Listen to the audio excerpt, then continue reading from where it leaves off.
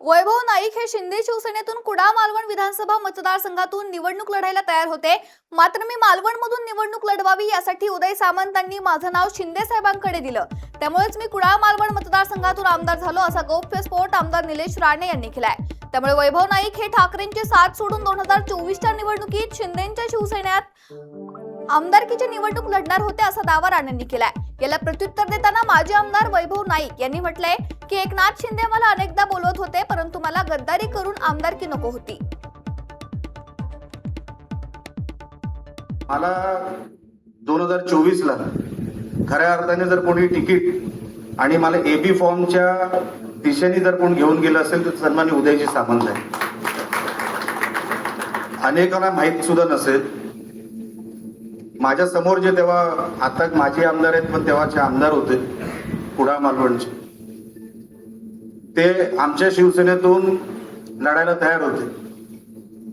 Anti chamber मध्ये येऊन बसायचे, सगळ्यांचा संपर्क होता, सगळे बोलायचे आणि ते फक्त येणार, एबी फॉर्म घेणार आणि शिवसेनेच्या धनुष्यबाणावर ते निवडणूक लढवणार इथपर्यंत सगळं झालं होतं.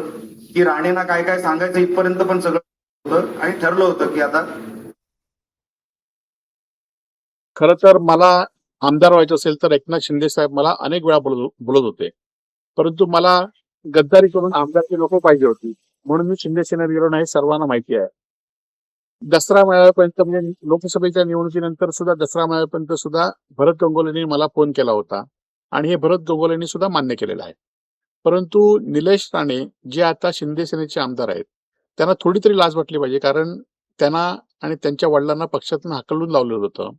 त्याचबरोबर त्यांनी बाळासाहेबांबद्दल काय बोललं होतं आणि निवडणुकीच्या फक्त आमदारकीसाठी किंवा निवडणुकीचं पक्षाचं तिकीट मिळालं पाहिजे म्हणून भारतीय जनता पार्टीतनं सोडचिठ्ठी देऊन त्यांनी शिंदे सेनेतनं आमदारकी लढवली आणि त्यामुळे ते आमदारकीसाठी काही करू शकत होते. परंतु मी आमदारकीसाठी माझ्यावर गद्दारीचा कलंक लावत नव्हतो, कारण लोक माझ्याकडे अपेक्षेने बघत होते. आणि खरं तर आपण बघितलं असाल की निलेश राणे सुद्धा 7-8 हजार मतांनी निवडून आले आणि हे जर नारायणाने जर लोकांच्या किंवा आता सध्याचे पालकमंत्री निलेश राणे लोकांच्या घरी फिरले नसते तर हे निवडून आले नसते. त्याचबरोबर रवींद्र चव्हाण यांनी जर पैसे खर्च केले नसते तरी हे निवडून आले नसते. आणि त्यामुळे माझ्यावर टीका करण्यापेक्षा तुम्ही कशा पद्धतीने निवडून आले हे तुम्हाला माहिती आहे.